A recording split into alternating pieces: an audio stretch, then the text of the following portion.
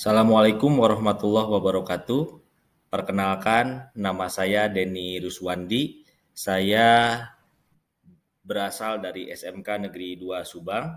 Pada kesempatan kali ini saya akan mencoba untuk menampilkan atau membahas pemecahan masalah siswa, yaitu mengatasi kesulitan belajar pada siswa, terutama pada siswa-siswa kami di SMK Negeri 2 Subang.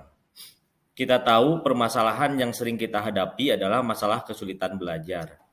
Dalam kegiatan ini atau dalam kegiatan pembelajaran di sekolah, guru dihadapkan dengan sejumlah karakter siswa yang beraneka ragam. Prestasi belajar yang memuaskan pun dapat diraih oleh setiap anak jika mereka dapat belajar secara wajar, terhindar dari berbagai ancaman, hambatan, dan gangguan tentunya. Namun sayangnya ancaman, hambatan, gangguan yang dialami oleh anak didik tertentu membuat mereka mengalami kesulitan dalam belajar. Pada tingkat tertentu, memang anak didik dapat mengatasi kesulitan belajarnya tanpa harus mendapatkan bantuan dari orang lain.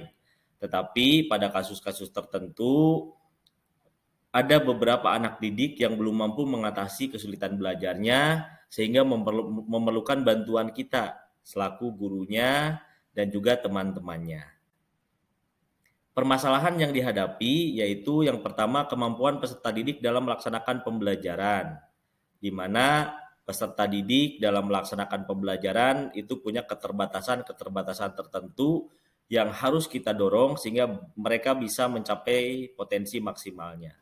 Yang kedua adalah kondisi fisik peserta didik.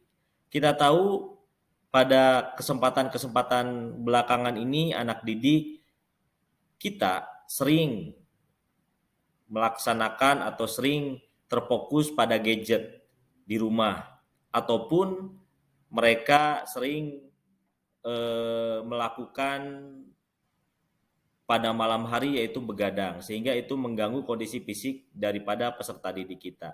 Yang ketiga adalah kondisi lingkungan peserta didik di mana kondisi lingkungan ini sangat mempengaruhi dalam motivasi belajar peserta didik kita.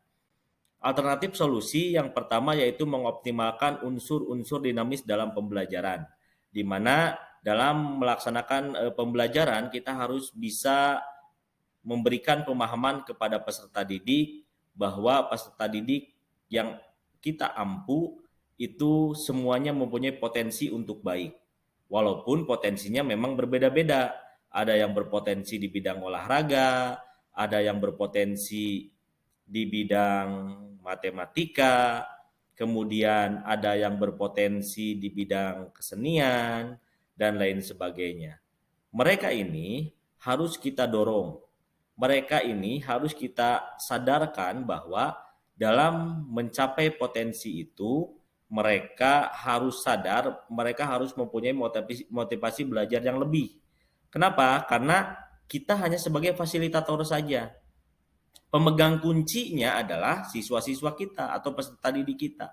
Sehingga kita harus mampu mendorong mereka dengan pengelolaan pembelajaran yang baik, mereka paham akan diri dan potensinya masing-masing. Dengan itu diharapkan mereka menjadi termotivasi karena tahu saya punya potensi dalam bidang olahraga.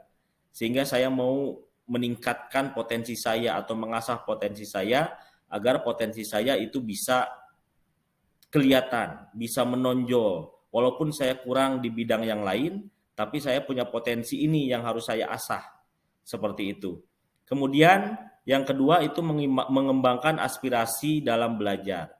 Yang saya lakukan, saya selalu meminta kepada peserta didik saya bagaimana mereka memberikan masukan-masukan kepada saya, memberikan aspirasi-aspirasi kepada saya tentang keinginan-keinginan mereka dalam melaksanakan pembelajaran. Kenapa harus seperti itu? Karena dengan mereka mengemukakan aspirasi atau keinginan mereka, mereka merasa mereka diperhatikan. Mereka merasa bahwa apa yang mereka lakukan itu baik untuk mereka.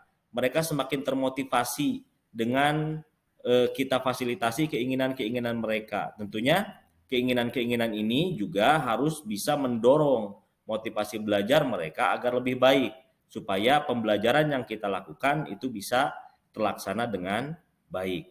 Itu alternatif solusi yang bisa saya lakukan dalam mengatasi permasalahan belajar siswa di kelas saya. Kemudian hasilnya seperti apa?